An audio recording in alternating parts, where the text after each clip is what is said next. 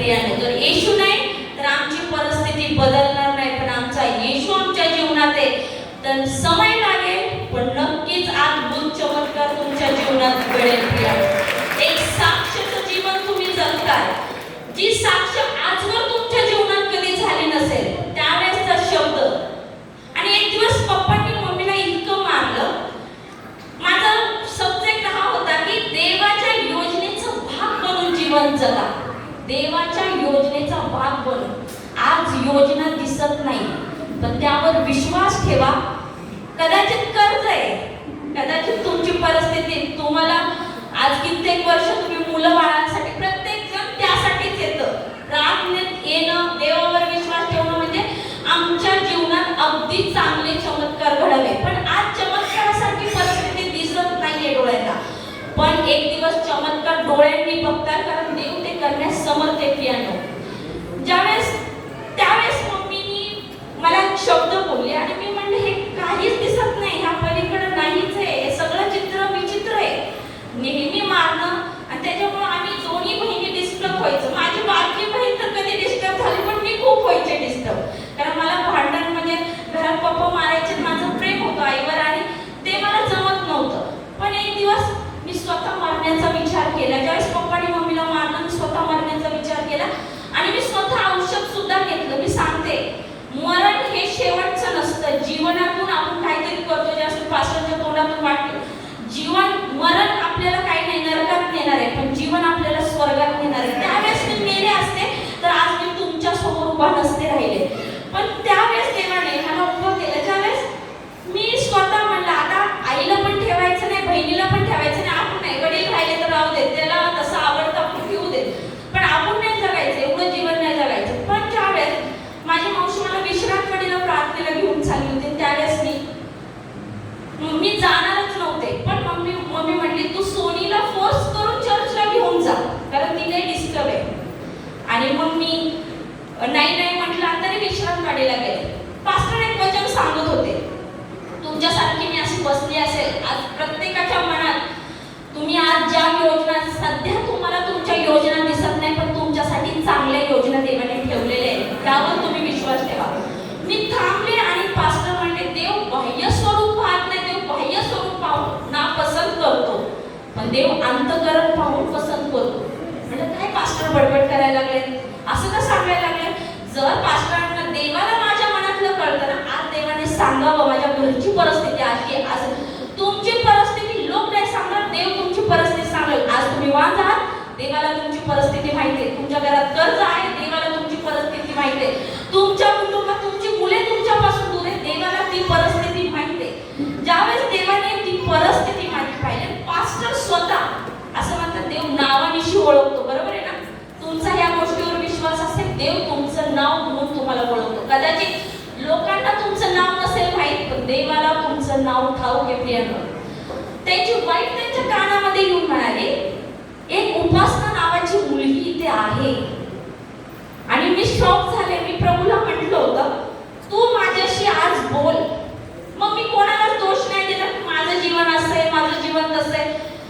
पण ज्यावेळेस पास्टर म्हणली एक मुलगी आहे ती खूप दुःखी अवस्थेत आहे, त्यावेळेस मी उभं राहिले. पास्टर म्हणले तू असं म्हणजे लोकांकडे पाहून तू उभी राहणार नाही, पण आज उभी राहा, देवाच्या सानिध्यामध्ये तू उभी राहा आणि मन मी आहे.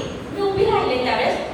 आणि पास्टर म्हणले तू जे काम करत होती ते आज पुन्हा कधी करू नको, तुझं पाचारण चांगल्यासाठी मी केलेलं आहे. हे बघा, मला थोड्या वेळासाठी मी शॉक झाले. देवाने माझं पाचारण चांगल्यासाठी ठेवलंय, पण आत्ताची परिस्थिती चांगली दिसत नाही. योसेफाने त्याचं स्वप्न सांगितलं. त्याचं स्वप्न ज्यावेळेस त्याच्या भावांना सांगायला लागला, तो सुरुवात करायला लागला, त्याचे भाव त्याचा छळ करू लागले. त्याच्या मारण्याचा त्यांनी प्रयत्न रचला, कट रचला, का तर त्यांनी त्याची स्वप्न सांगितली ना. पास्टर स्वतः मला म्हणले की एक दिवस देव चांगलं करणार. मी म्हणलं आताची परिस्थिती तर माझी दिसत नाहीये, पण तरी म्हणले तू विश्वास ठेव. आणि मी चालत असताना घरी गेले आणि मी प्रार्थनेत वाढले. मला आठवतं 8वी 9वीत असताना मी अन्य भाषेचे प्रार्थना करू लागले आणि मला देव बोलू लागला. मी म्हणलं असं कसं, मला देव असं प्रकट का करायला लागला? मी प्रार्थनेत वाढले, वर्शिप करायला लागले. हा, पण एवढं खरंय, सगळ्या घरामध्ये मलाच माझा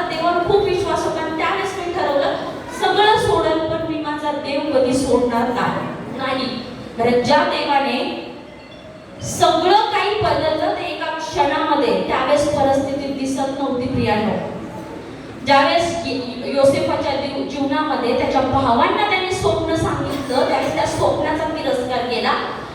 त्यावेळेस माझी स्वप्न मी सांगत होत्या, खरी साक्ष आहे आज ते माझ्या जीवनात घडलेलं आहे प्रियांनो.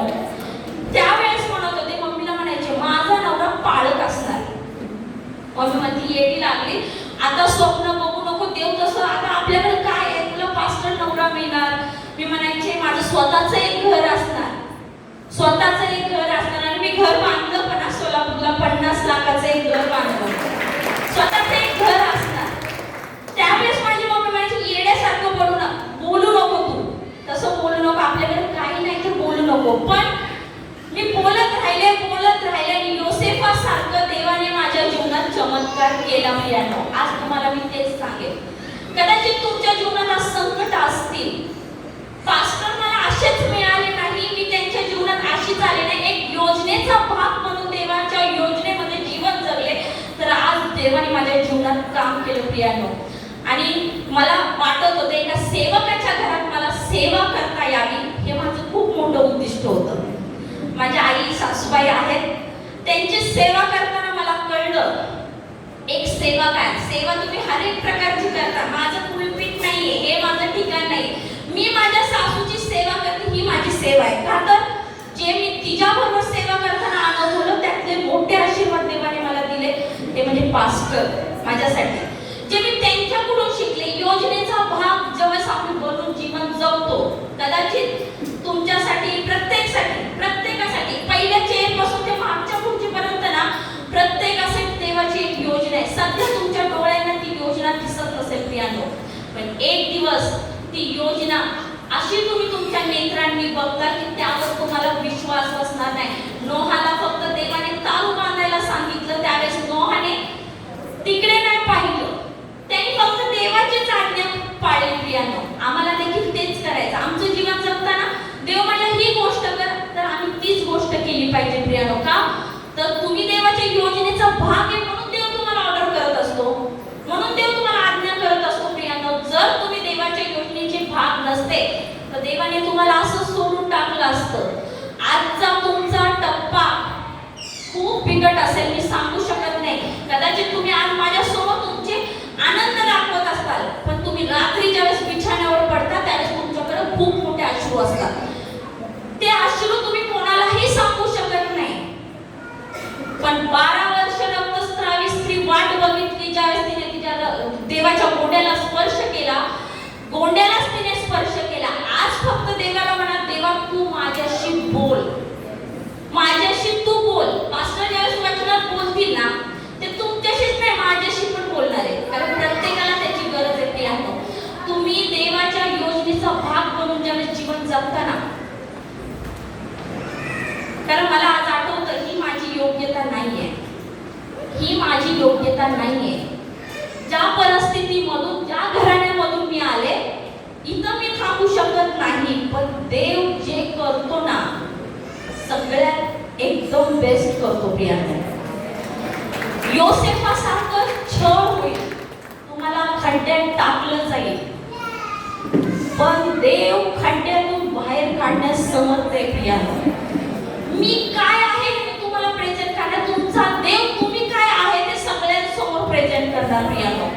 कारण देव असं काम करतो कल्पनेच्या पलीकडे त्याने आमच्यासाठी योजना, आम्ही काय योजना आपण ठेवतो माझ्या जीवनाची आणि आम्ही बोलून जातो मी एवढंच राहिला, मी ह्याच्या पलीकडे जाणार नाही, बस झालं, मला खूप झाले हे आशीर्वाद. अहो तसं नका म्हणू, जास्तीचे आशीर्वाद मागा, त्याच्याकडे भांडार आहे भांडार, जास्तीचे मागा. कमी आशीर्वाद मागूच नका, त्याला जास्त द्यायचे तुम्हाला.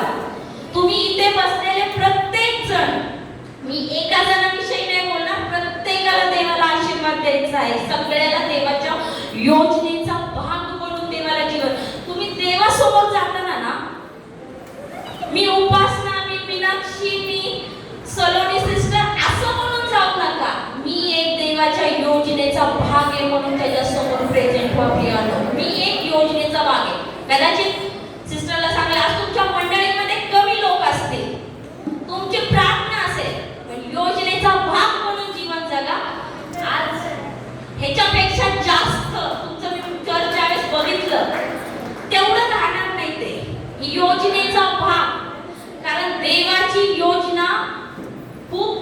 नोहाच्या जीवनात ज्यावेळेस देवाची आज्ञाच नोहाने पाळली, तर त्याचं प्रतिफळ म्हणजे त्याच्या मुलांना दिलं. तुम्ही योजनेचा भाग बना, तुमच्या मुलांच्या करिअर साठी पण टेन्शन घेऊ नका. देवाने नोहाला सांगितलं, तुझे मुलं फलद्रूप व्हा, बहुगुणित व्हा, पृथ्वी व्यापून टाका. अहो, तुम्ही तुमच्या मुलांच्या करिअर साठी का रडता? आज त्यांचं करिअर तुमच्या डोळ्यासमोर दिसत नसेल, आज तुमची मुलं तुमच्यापासून दूर होत चालली असतील, तुमच्या मुलांना आई वडिलांची किंमत नसेल, कदाचित आई वडील मुलांपासून दूर असतील. ठीक आहे, सध्याची परिस्थिती तुमच्या डोळ्यांना विखरलेली दिसेल, पण हीच विखरलेली परिस्थिती प्रभू अशी एकदम बंद करून टाकेल आणि तुमच्यासाठी देव आशीर्वाद मोकळे करून टाकेल. प्रियानो, जीवनामध्ये संघर्ष असतो, संघर्षाशिवाय आशीर्वाद मिळत नाही. प्रियानो, पण एक वचन फक्त आम्ही वाचणार आहोत.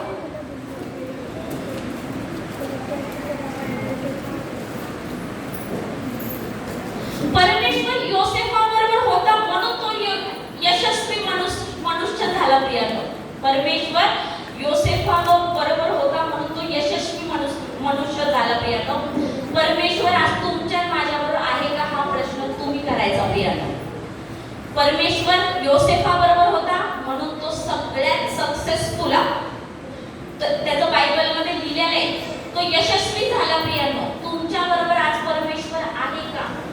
आणि जर नसेलच तर संधी गमावू नका. जाता जाता परमेश्वराला एकदा बोला, कदाचित देवा मी इतके वर्ष माझे व्यर्थ घालवले, पण इथून पुढचे मी माझे वर्ष कधीच व्यर्थ घालवणार नाही. माझ्याकडे माझं घर नसलं तरी चालेल, माझे लोक नसले तरी चालेल, माझे मुलं नसले तरी चालेल, पण माझा देव माझ्या बरोबर आहे का? आज देवाला प्रश्न तुम्ही आज स्वतःच्या मनाला प्रश्न विचारा, माझ्या बरोबर देव आहे का? आणि नसतो, आमच्याकडे सगळं असतं पण देव नसतो. जर देव असता तर तुम्ही कुरकुर नसते केली, आमच्याकडे देव असता तर आम्ही कुरकुर केलीच नसते. प्रियानो, पण आमच्याकडे देव असून पण आम्ही कुरकुर करतो. का अविश्वास दाखवता तुम्ही तुमच्या जीवनावर? एकच, तुमच्या जीवनामध्ये फक्त तुमच्या येशूला स्थान द्या. आज तुम्ही जेही मागताल ना, ती मागायची गरज नाही. फक्त एक शब्द मला बोला, येशू माझ्या सोबत सदैव आहे. माझ्या सोबत येशू माझ्या सोबत आहे हे बोलता क्षणी तुमच्या आशीर्वाद धावत येतील. धावत, येशू माझ्या सोबत आहे हे बोलल्यानंतर येशू ह्या नावाची पावर तुम्हाला कळली पाहिजे. इतक्या वर्ष भिकारी अवस्थेत बसला लंगडा, पण येशूच्या नावाने चालतो म्हणलं तर लंगडा तो चालू लागला. प्रियानो, मग तुमची परिस्थिती बदलणार नाही का? तुम्ही तर एक योजनेचा, तो पण योजनेचा भाग होता. ज्यावेळेस त्याला इतक्या दिवस लंगड्या अवस्थेत ठेवण्याचं कारण म्हणजे साक्ष देवाला निर्माण करायची होती, आणि आज तुम्ही त्याच अवस्थेमध्ये तुमचं मूल, तुमच्या परिस्थिती, तुमच्या कितीतरी प्रेयर पास्टरने येतात, त्याच्यामध्ये दिसतं की प्रत्येक प्रार्थनेचं उत्तर येशू देतो आणि देव तुमच्या जीवनामध्ये ते काम करणार. प्रियानो, जाता जाता एकच सांगेल, उत्तमातली उत्तम गोष्ट देवाने तुमच्यासाठी राखून ठेवलेली आहे. येत्या दिवसात देव ते तुम्हाला देणार. प्रियानो, सर्व गौरव मी प्रभूला देते. प्रियानो,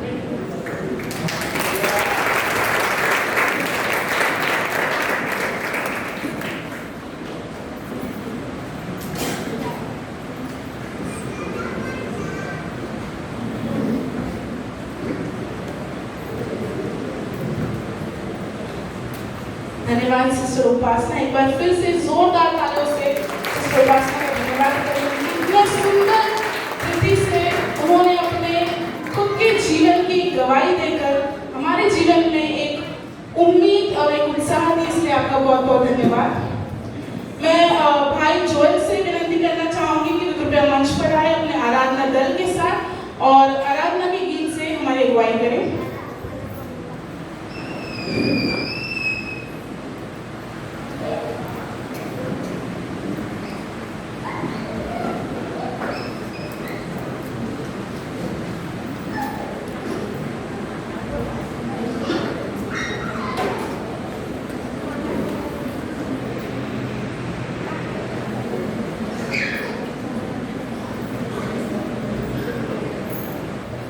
बसले सगळे कितना सफर है आपको जोश दिखाना पड़ेगा अपने बाजू में बोलो कि जोश दिखाए और मैं आपको जबरदस्ती नहीं कर रहा हूँ धमकी दे रहा हूँ